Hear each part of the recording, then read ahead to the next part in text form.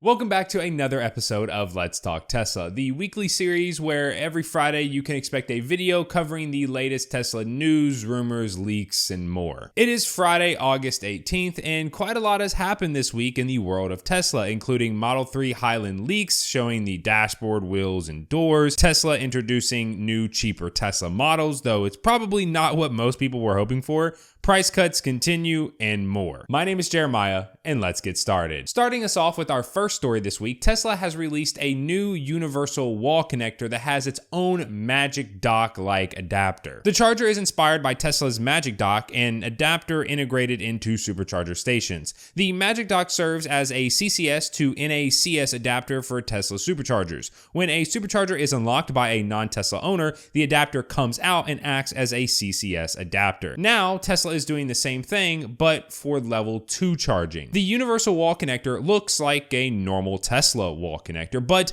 like the Magic Dock, it has an integrated adapter, though for J1772. Besides that, it has all the same specs as the normal Tesla wall connector, excluding the price, which has this new charger at $595 USD, $125 more than the NACS only charger. Tesla has stated that they will begin shipping these in October. Now for our next story this week, Tesla's insane safety ratings has saved yet another life. The Tesla Model Y has been crowned one of the safest vehicles on Earth thanks to near perfect results in crash worthiness tests. This has also been verified in the real world thanks to countless accidents where Tesla's high safety measures helped protect passengers in the vehicle. A recent crash turned a Model Y into a pile of twisted metal, and yet its driver survived to tell the story. According to a Facebook post by Paul M., which was shared on X, formerly known as Twitter, by Tesla North, the accident happened after a commercial truck sideswiped his Tesla and pushed it into a group of trees. The truck then struck it from behind in a secondary impact that proved even more devastating than hitting the trees. Paul didn't lose consciousness during the crash and was able to pull himself out of the passenger window thanks to the protection that his Model Y offered. He is now recovering in a hospital. Paul was told by the police that being in the Tesla saved his life. If the car had a front engine, it would have likely crushed him. Like I mentioned earlier, there are countless accidents where Teslas have saved lives, like the horrific accident involving a Model Y that fell 250 feet off a cliff and everyone survived. Getting into our next piece, Tesla has cut prices once again. Tesla has updated its prices on the Model Y in China and is now offering a new incentive for the Model 3. China is the biggest EV market in the world and one of the most important markets for Tesla. Throughout the first half of the year, Tesla initiated a price war in the Chinese EV market with a series of price drops across its entire lineup. However, in May, Tesla stopped lowering its prices in China. Now they are back at it. This weekend, Tesla updated its online configurator for the Model Y in China for the long range and performance versions, slashing prices by as much as 14,000 yuan or about 1900 USD. Tesla then went on to implement a new end of quarter incentive for the base Model 3. The Model 3 configurator now states, if you place an order for the current Model 3 rear-wheel drive version and complete the delivery within the time limit, you can enjoy an insurance subsidy of 8,000 yuan. That time limit later clarified as delivery by the end of September to receive the incentive. The incentive is coming at a time when Tesla is expected to update the Model 3 production in China, as we discussed last week, to Highland. Tesla is more than likely looking to sell the remaining inventory of its current generation Model 3. A Model 3 Highland prototype was actually spotted in China this past week, as per a new spy video shared by Drive Tesla Canada on Twitter. A white Model 3 was seen on the highway with its front and rear sections hidden under black covers. It's hard to spot any specific design details in the short video, but the coverings of the supposed face-lifted elements are consistent with several other pre-production models we've seen recently. We talked last week about the Project Highland entering trial production at Giga Shanghai, with a full production transition to Highland occurring on August 14th,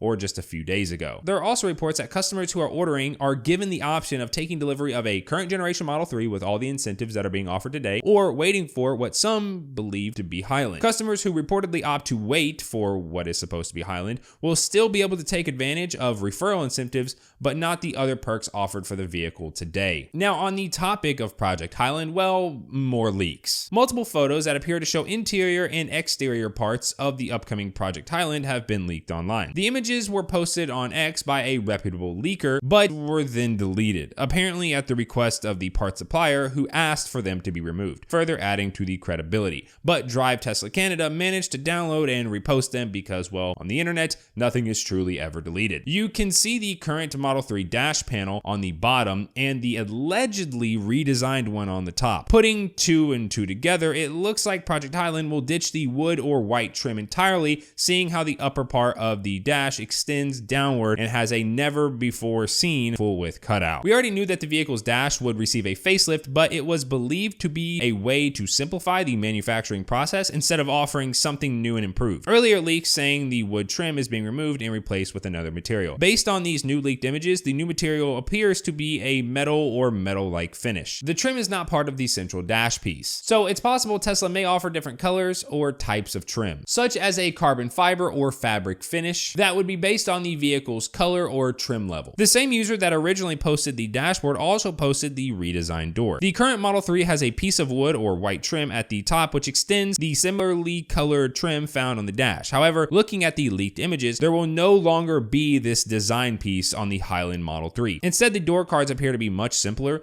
with a strip at the top, presumably for ambient lighting, and a new fabric material. Furthermore, the large speaker at the bottom left appears to be complemented by a new smaller speaker fitted above it, possibly a high-frequency tweeter. Now, while the wheels have been seen before, like when the car is on the road driving, we now have our first high-quality close-up of them. The new design offering 14 points of contact with the outer edges instead of the current 10-spoke rims. These are believed to be aero wheels that will have an option for a cover. Now, of course, we can't talk about leaks without talking about Cybertruck, and there has been quite a bit of news on the truck this week. Starting out, Cybertrucks appear to be coming out of Giga Texas in numbers. A new drone flyover of Giga Texas shows that Cybertrucks are now coming out of the factory in numbers, and if Tesla sticks to its latest production timeline for the Cybertruck, we are just weeks away from the start of production and the first delivery to employees. Now, while it can't be 100% confirmed, it looks like Tesla might have done a production batch test run. Those Cybertrucks Joe's drone flew over also revealed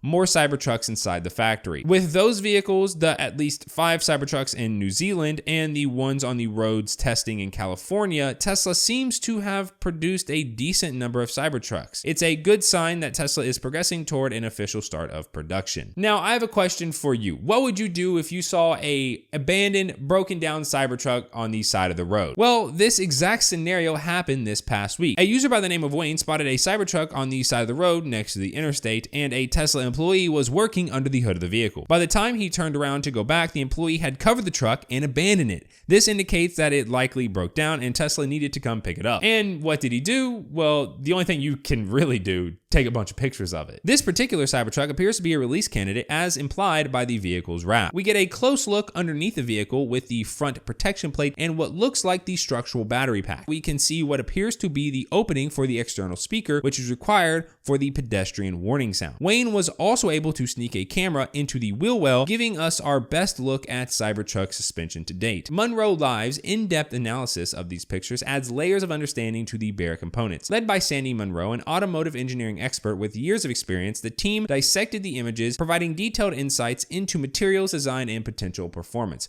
According to Munro Live, the Cybertruck suspension employs high-strength materials carefully selected to balance weight and durability. The control arms in particular appear engineered using top-notch materials that promise resilience without excessive bulk. There's also a lot more that they have to say that I just cannot fit into this video, so I'll have their full episode linked down below. Getting into our next story this week, and well, another automotive domino has fallen. Fisker has announced it will adopt Tesla's NACS connector as the standard for its EVs. The following statement was given. The company announces today that it has signed an agreement with Tesla to adopt the North American charging standard NACS on its first vehicles in 2025. This move will provide Fisker owners with additional charging options, taking advantage of Tesla's 12,000 supercharger stations in the United States and Canada. All current and future Fisker vehicles will be covered by the agreement. However, unlike Ford and GM, which have said that they'll have adapters adapters next year. Fisker will not have adapters until Q1 of 2025. For our next story this week, Texas officially forces Tesla's NACS on charging stations to get access to $400 million in subsidies. After the first wave of automakers announced that they would adopt NACS, Texas's Department of Transportation announced that it planned to add NACS as a requirement to get access to millions in new funding for charging stations. However, Texas's Transportation Commission faced pushback from charging station companies over the initiative due to concerns about getting access to the NACS connectors to build those stations. The vote was pushed back until this week. Texas on Wednesday approved its plan to require companies to include Tesla's connector on their charging stations to be eligible for federal funds, despite calls for more time to re-engineer and test the connectors. Now, this new requirement is a state requirement on top of the federal requirement where the money is coming from, which includes a requirement that the charging stations also have CCS. Therefore, charging stations in Texas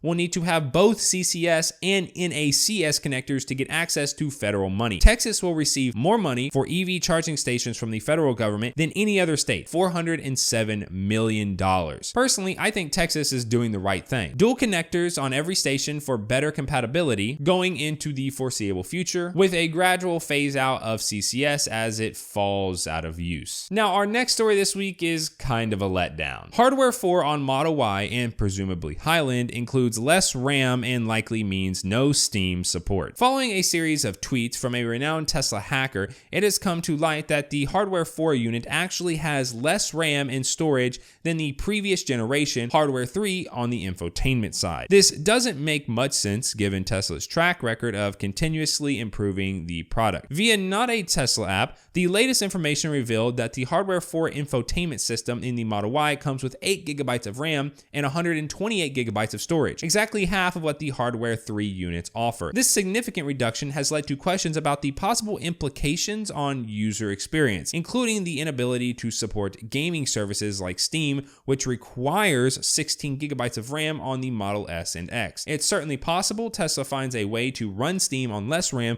but it's unlikely given that Steam is run on a virtual machine. However, despite these changes, the CPUs on Hardware 3 and Hardware 4 remain the same. Some people think cost considerations is at the core of this decision. These changes were identified in Model Y Hardware 4 units manufactured in both Texas and Fremont. If you want my opinion, Model 3 and Model Y were never meant to have Steam support, so this change doesn't really matter. And now for our final story this week, Tesla has introduced 2 new cheaper model trims. Tesla has introduced 2 new versions of the Model S and X, bringing back the standard range version with shorter ranges and cheaper prices. Tesla has launched various versions of the S and X in the past. Their main differences, the battery packs, ranging from 40 kilowatt hours to 100 kilowatt hours of capacity. Sometimes new trims were introduced with no hardware changes at all, instead software locking features and even battery capacity. For the Model S, Tesla dropped the price by 10,000 USD to 78,490, but you lose 85 miles since the new standard range is 320 miles on a single charge compared to 405 miles for the long range version. With the Model X also starting at $10,000 cheaper and with 269 miles of range, 79 fewer than the long range version. It has now come out that the standard range trims are indeed software locked long ranges. The 2 biggest standouts for software locked capacity is first, owners can charge to 100% daily, as the 100% shown to them is actually around 80%. And secondly, a paid software unlock will more than likely be offered in the future. Apparently, a Tesla advisor has said that they won't offer a paid software unlock, but that just doesn't make sense, as Tesla would just be leaving money on the table for owners that in the future would want to upgrade. Tesla has also in the past temporarily increased the range of owners with software locked batteries to help them escape natural disasters, so we know it's entirely possible. Now, while software locking has been somewhat controversial in the past, as long as customers know what they're buying, then most people see it as a-okay. Though, if you're actually looking to save money, the people that these new versions are targeted at, why not just go with a Performance 3 or Y? Cheaper, faster, and more range, or at least more range for the Y versus X. But that is all the news for this week. Thank you so much for tuning in to yet another episode, and if you enjoyed it, don't forget to drop a like. Let me know your thoughts on this week's episode down below, and in the meantime, if you want to see the 17 must-have accessories for your Tesla Model 3 or Y, I'll have that video linked here, or down in the description. And remember, it costs exactly $200 less per month to subscribe to the channel than to FSD, so just keep that in mind, and I will see you all next week.